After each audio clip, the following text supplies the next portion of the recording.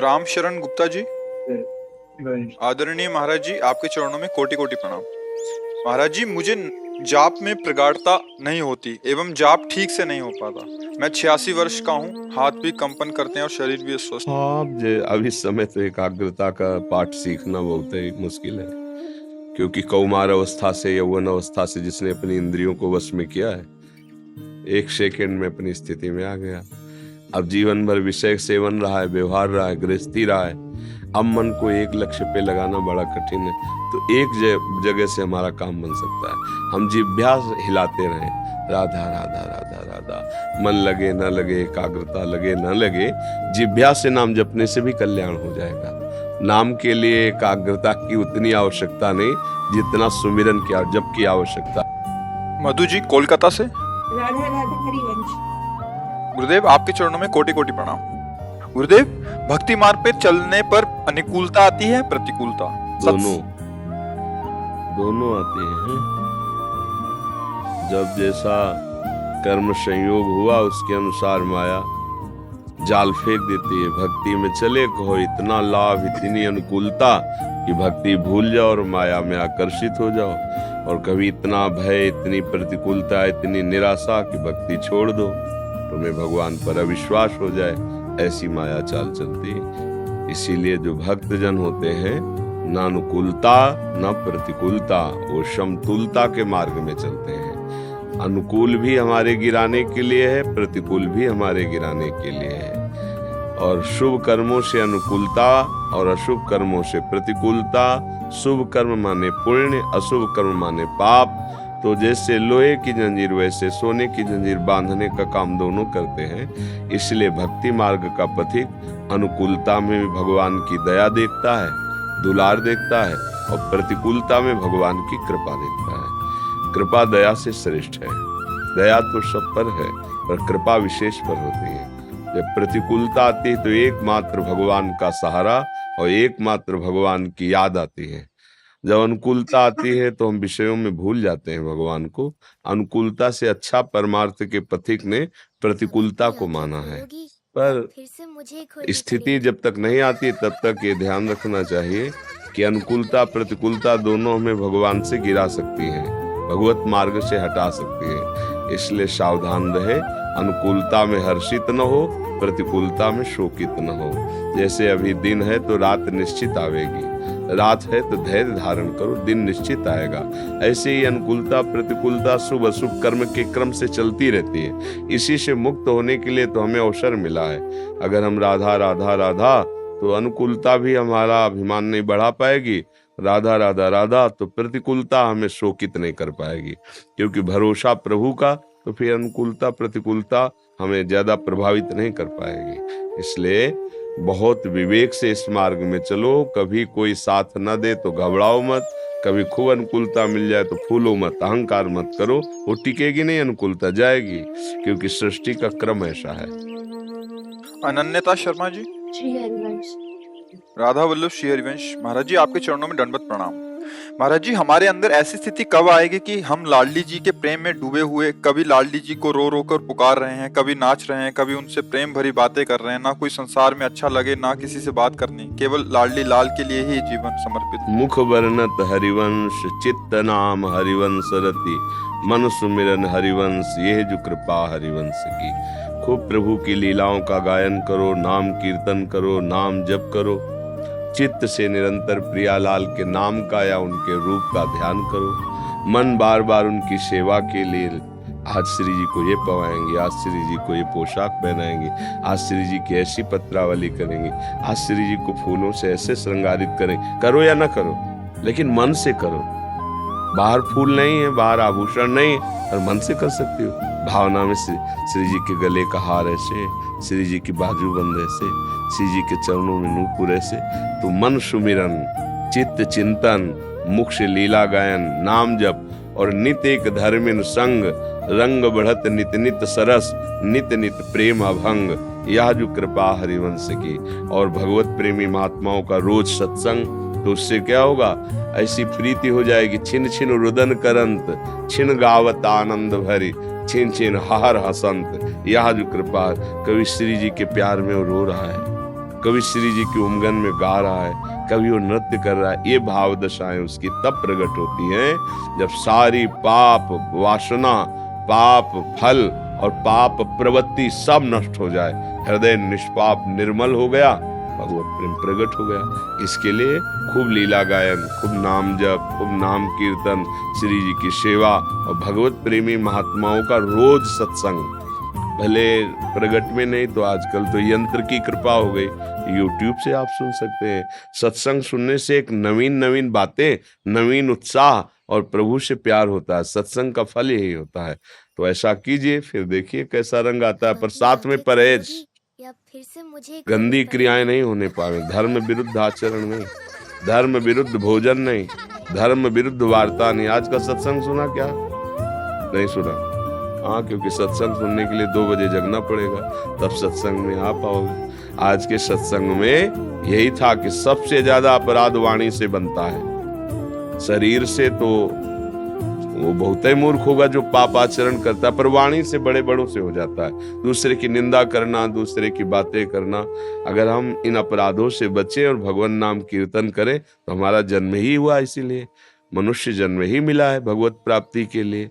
तो हम प्रयासरत रहे, कोई अपराध न करे और सब में भगवत भावना करके खूब नाम जप, नाम कीर्तन करें तो भगवान कृपा करेंगे, हमें अपना प्रेम दे देंगे। प्रेम मिलना कठिन है, पर देखो वाणी से प्रेम चाहना एक अलग बात है, हृदय से क्या चाहते हैं? शरीर स्वस्थ रहे, खूब मनमानी भोग भोगने को मिले, खूब अनुकूलता मिले। हृदय से अंदर की मांग यही रहती मन की। इस जगह अगर ये आ जाए कि श्री जी का प्रेम मिले, अब फिर बात बहुत जोर की बन जाएगी। अभी यहाँ है, यहाँ आनी चाहिए, हृदय में आ जाए कि अब जिया नहीं जाता आपके बिना। अंतरदाव लगी रहे, धुआन प्रगटे कोय, कह जाने दिलापनो या जा सिर बीती हो।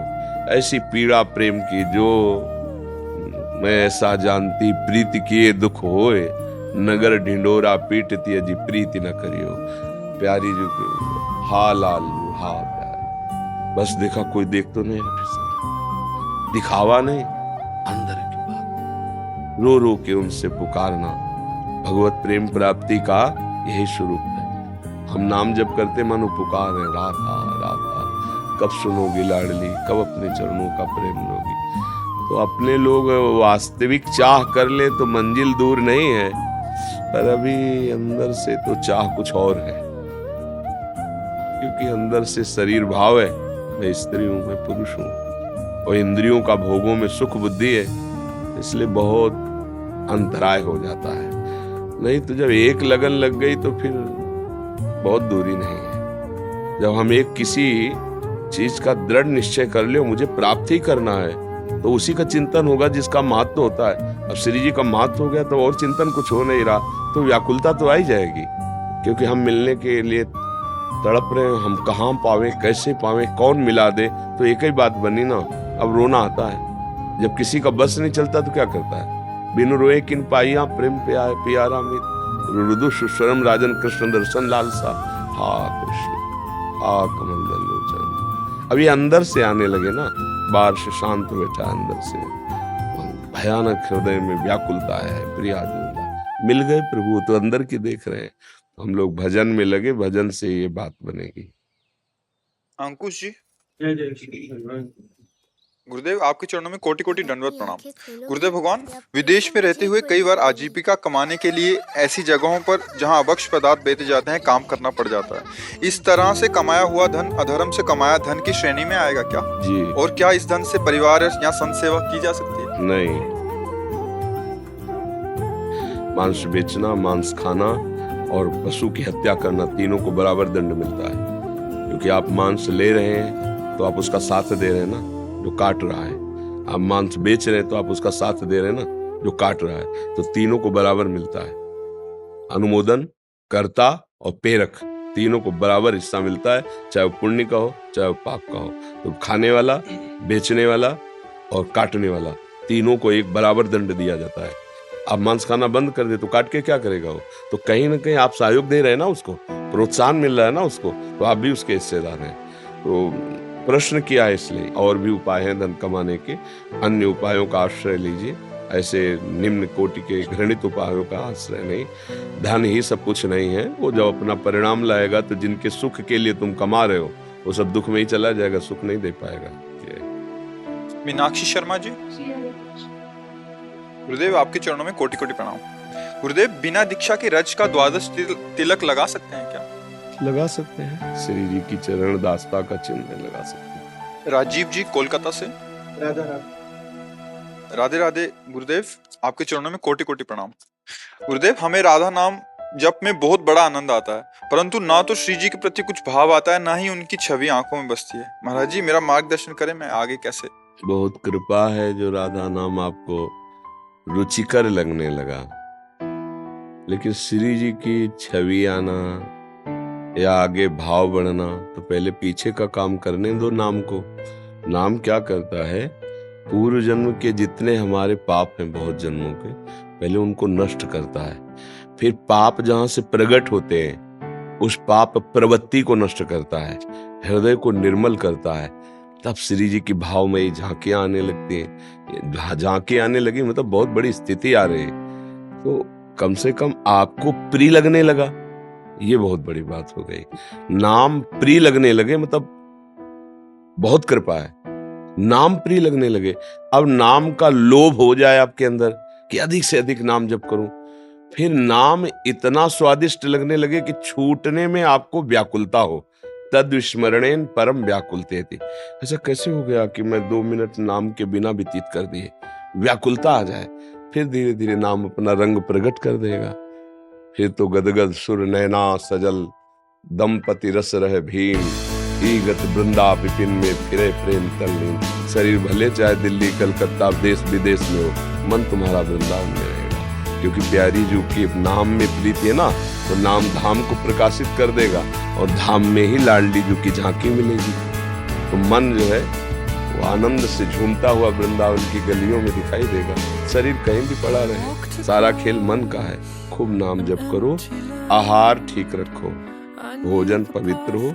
ये शराब मांस गंदे नशा ये सब पराई माता बहन की तरफ गंदी दृष्टि, ये सब गंदी बातें करने वाले का भजन वो एक स्वांग मात्र होता है।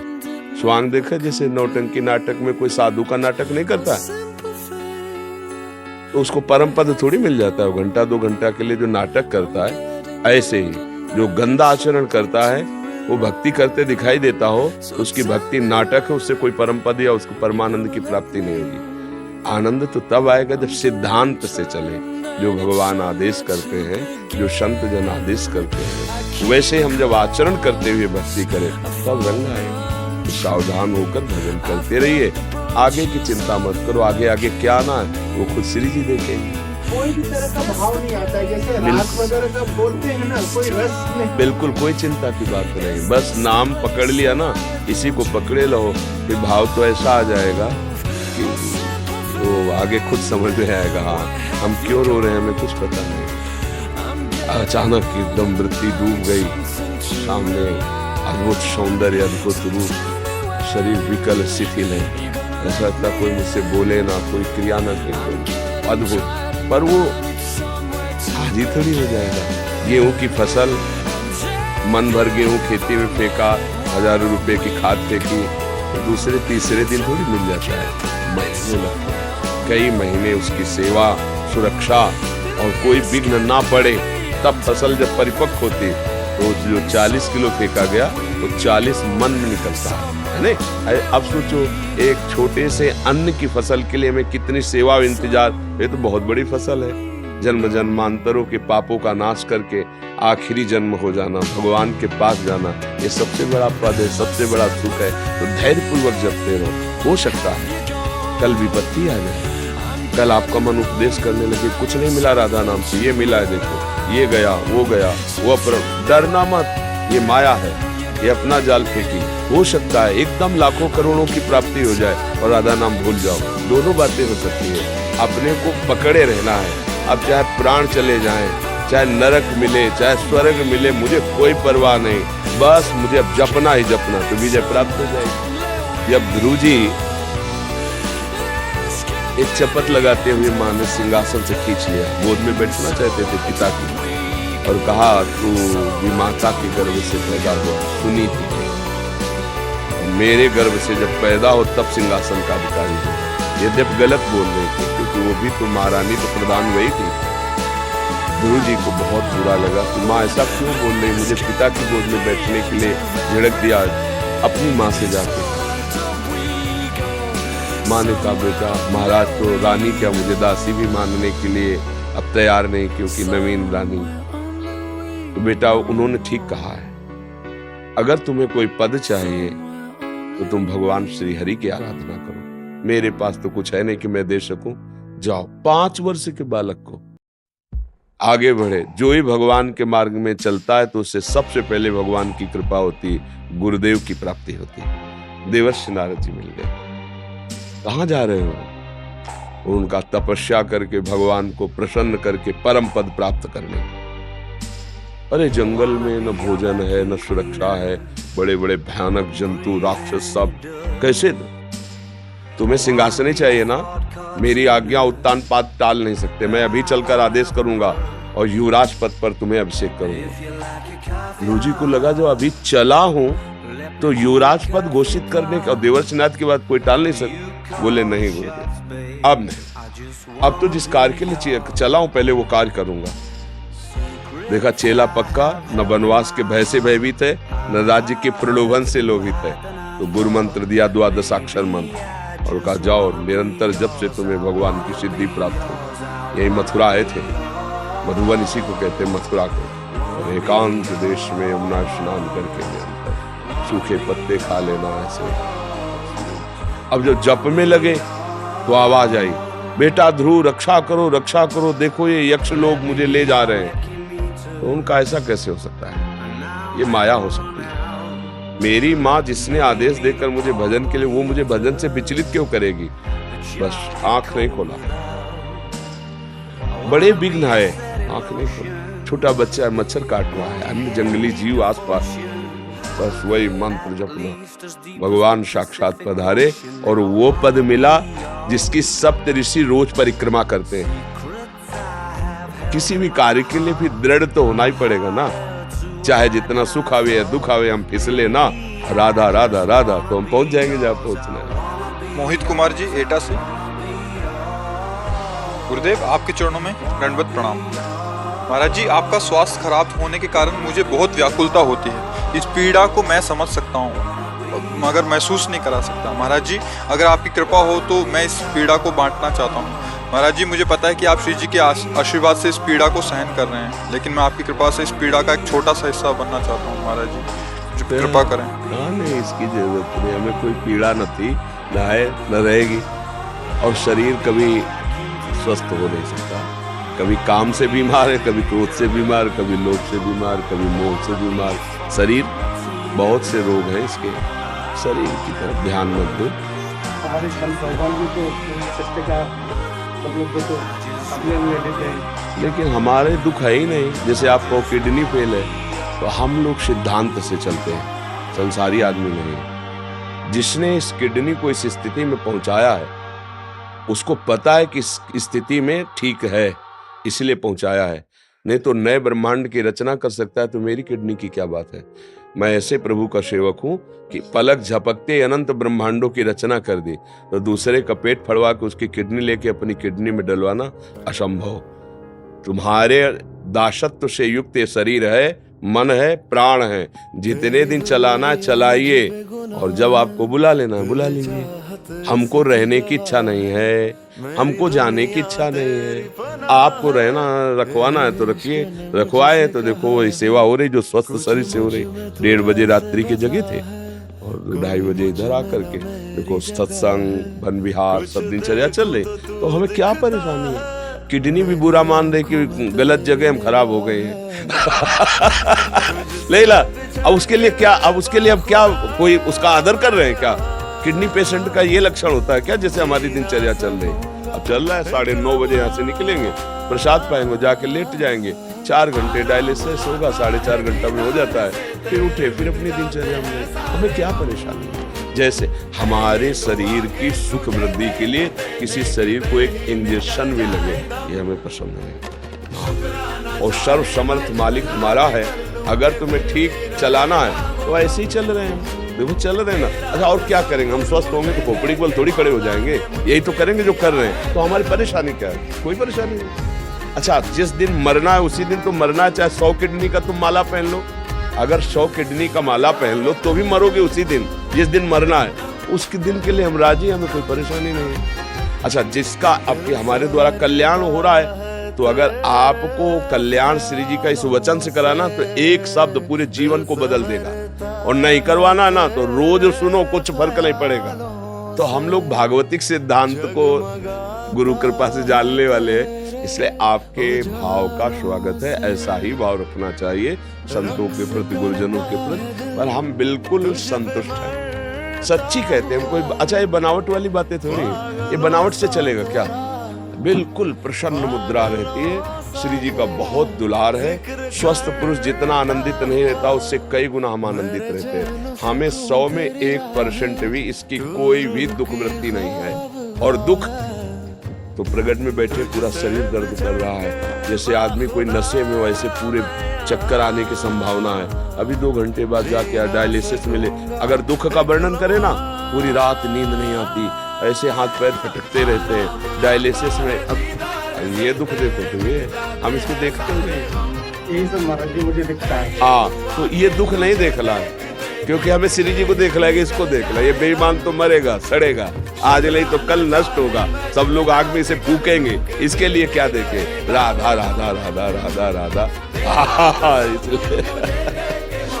महाराज जी कुछ भक्तों ने आपके श्रीमुख से नाम चाहा मत। हाँ हम तो राधा वल्लभ श्री राधा राधा जपते हैं। आपको जो गुरु जी ने दिया हो, जो प्रिय हो, खूब नाम जप करो। नाम जपत मंगल दिशि दश हो, सर्व पाप विनाशक नाम है। नाम संकीर्तनम यस्य सर्व पाप विनाशक। बहुत ही दुख भोगा है जन्म जन्मांतरों में, अब ऐसा कर लो आगे दुख न मिले। पीछे हमारे जो कर्म है वो तो दुख देंगे अभी, लेकिन आगे ऐसा कर लो कि अब दुख न मिले। वो है भगवान का नाम लेकर दूसरों को दुख न देने वाली बात। अगर दूसरों को दुख दोगे तो तुम स्वप्न में भी सुखी नहीं हो सकते। अगर दूसरों की दुख देने की बात नहीं है और नाम जप कर रहे हो तो आगे बढ़िया सुख ही सुख मिलेगा, आनंद ही आनंद रहेगा। जाओ खूब नाम जप करो, अच्छे विचारवान बनो, अच्छा भोजन पाओ, व्यायाम करो, स्वस्थ रहो, संयम से गृहस्थी में भोग भोगो, क्योंकि ये जीवन बड़ा अमूल्य है, इसे व्यर्थ में नष्ट मत करो।